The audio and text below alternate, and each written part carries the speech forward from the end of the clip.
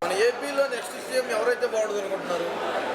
తప్పకుండా మరి ప్రియతమ ముఖ్యమంత్రి వర్యులు మరి మా జగన్మోహన్ రెడ్డి గారు ఈరోజు 51వ పుట్టినరోజు జరుపుకుంటున్నారు. మరి ఈరోజు గత ఏ ప్రభుత్వం కూడా మరి మన స్వాతంత్రం వచ్చినప్పటి నుంచి కూడా ఏ ప్రభుత్వం కూడా ఇలాంటి పరిపాలన అందించలేదు.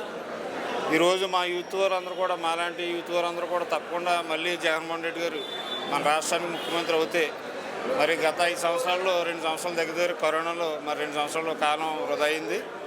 మరి ఈ 3 సంవత్సరాల మరి సమయంలో కూడా ఆయన ఇచ్చిన హామీలతో పాటు మరి ఎవరైనా హామీలు కూడా ఆయన నెరవేర్చారు. ఈరోజు ప్రతి గ్రామంలో కూడా అవి కనపడుతున్నాయి.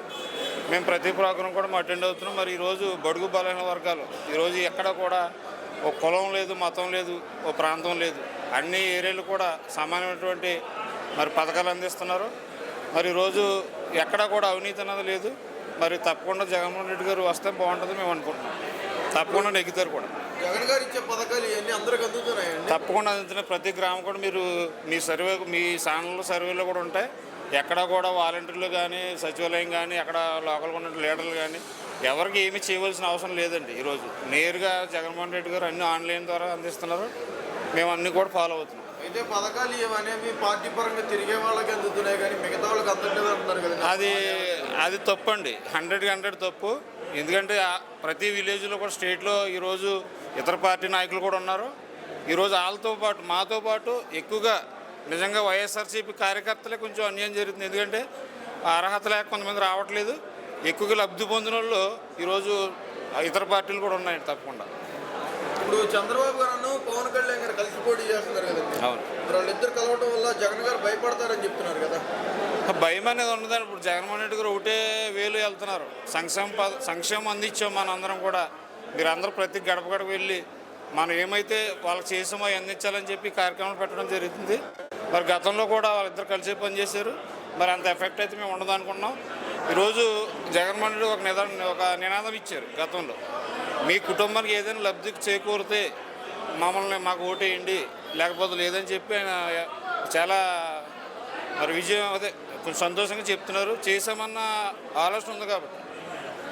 అయితే ఇళ్ల స్థలాలు అనేవి చాలా మందికి అందలేదు, ఇబ్బంది పడుతున్నాం మేమని చెప్తున్నారు కదా.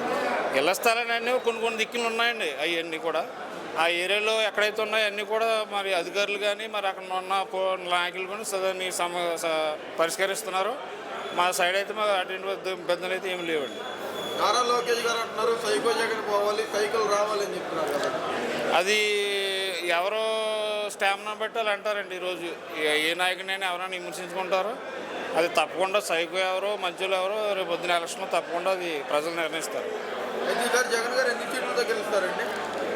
జగన్మోహన్ రెడ్డి గారు కాన్ఫిడెంట్గా ఉంటే కారణం ఏంటంటే 100% సంక్షేమ పథకాలు అందిస్తున్నారు ప్రతి గ్రామంలో కూడా.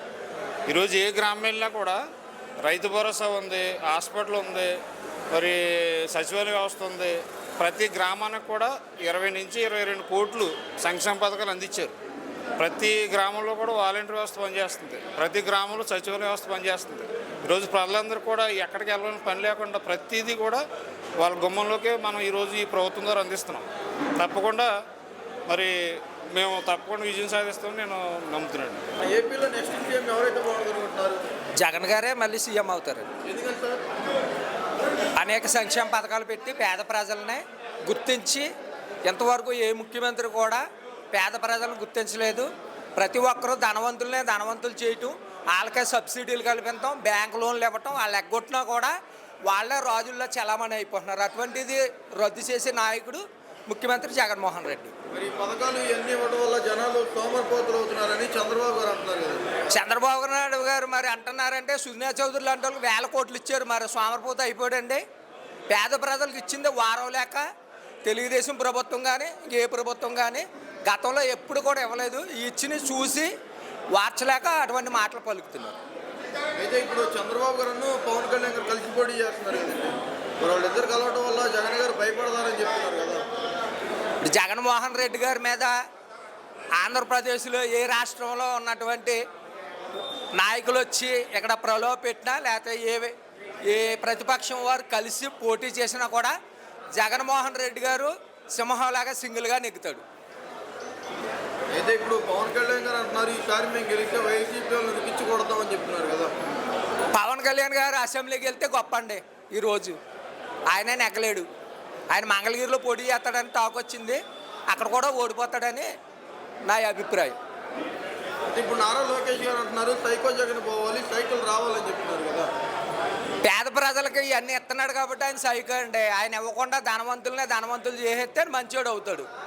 మరి ప్రతిపక్షాలు అనేవి ఎలాగుంటాయంటే ఏది ఇచ్చినా కూడా బురద జల్లటమే ప్రతిపక్ష లక్ష్యం. కానీ ఇలా భయంకరంగా ఈ 5 సంవత్సరాలు కూడా జగన్మోహన్ రెడ్డి చేసే పని ఏంటి అని ఆలోచించకుండా పిచ్చి వాగడం వల్లే మొత్తానికి 0 లెవెల్కి వెళ్ళిపోతుంది తెలుగుదేశం పార్టీ. ఈ 5 సంవత్సరాలు ఓపు పట్టి అతను చేసినవి ఏమైనా ఉంటే తప్పుల్ని ఎలక్షన్ టైంలో టాలెంట్ చూపించి ప్రజల్ని ఆకట్టుకునే లక్షణాలు ఏమీ లేవు. ఎంతసేపు రెచ్చగొట్టి ఈ పార్టీలో ఉన్న నాయకుల చేత రౌడీజం చేస్తున్నారో లేకపోతే ఫ్లెక్సీలు చింపేసి వాళ్ళు రెచ్చగొడితే ఎవరొకరు భావోద్రేకాలు రెచ్చిపోవడం వల్ల పేద ప్రజలు కానీ వీళ్ళకి న్యాయం జరగాలంటే జగన్మోహన్ రెడ్డి ఉండకుండా ఉండాలంటే వీళ్ళ మీద ముద్ర వేయడానికి రకరకాల ప్రయత్నం చేస్తుంది తెలుగుదేశం వారం లేక. ఖచ్చితంగా జగన్ గారే సీఎం అవుతారు. జగన్మోహన్ రెడ్డి కనుక ముఖ్యమంత్రి అవ్వకపోతే ఆంధ్రప్రదేశ్లో ఉన్న పథకాలు కానీ పొందుకున్న వాళ్ళు కానీ మోసగాళ్ళు అవుతారండి. అటువంటి పని ఆంధ్రప్రదేశ్ ప్రజలు చేయరు. ఆయన గెలిపించి తీరుతారు. పేరు వడ్లపాటి ఆనందరాజు. నేను మా ఊరు ఉద్దుగోరు గ్రామాధ్యక్షుడిని మరియు లీగల్ సెల్ అధ్యక్షుని పాలకొల్లు నియోజకవర్గానికి. ఈరోజు మరి జగన్మోహన్ రెడ్డి పెట్టినటువంటి పథకాల్లో నిజంగా నవరత్నాలు ప్రజల్లోకి ఎటువంటి పొలిటికల్ నాయకులు కానీ రాజకీయ నాయకులు కానీ ప్రభుత్వ అధికారులు కానీ ఎవరి దగ్గర లంచం లేకుండా డైరెక్ట్గా లబ్ధిదారులు అవుతే నేరుగా మరి లబ్ధిదారులకు అందించే గవర్నమెంట్ ఏదైనా ఉందంటే అది ఒక్క జగన్మోహన్ రెడ్డి గవర్నమెంట్ అని చెప్పేసి మీకు తెలియజేస్తున్నాను. రెండోది ఏంటంటే ఇంత పారదర్శకంగా ప్రతి విషయాన్ని కూడా ప్రజలకి చేదోడుగా వాదోడుగా ఉంటూ జగన్మోహన్ రెడ్డి గారికి పెట్టినటువంటి పథకాలని వాలంటరీ వ్యవస్థ ఇంటికి నేరుగా పంపేటువంటి కార్యక్రమం చేయడం చాలా అద్భుతమైన కార్యక్రమం. ఈ కార్యక్రమాన్ని చూసి ప్రతి దేశము ప్రతి రాష్ట్రం కూడా మరి అదేవిధంగా తెలంగాణలో కూడా మరి రేవంత్ రెడ్డి గారు నేను వాలంటరీ వ్యవస్థను తీసుకొస్తానని చెప్పిన మాటకి ఈరోజు అక్కడ కూడా గవర్నమెంట్ రావడం జరిగింది. ఇటువంటి వ్యవస్థని మరి జగన్మోహన్ రెడ్డి గారు ఈ విధంగా నడిపిస్తున్నారు. జగన్మోహన్ రెడ్డి గారికి మరీ ముఖ్యంగా మా యొక్క నమస్కారం తెలియజేసుకుంటున్నాము.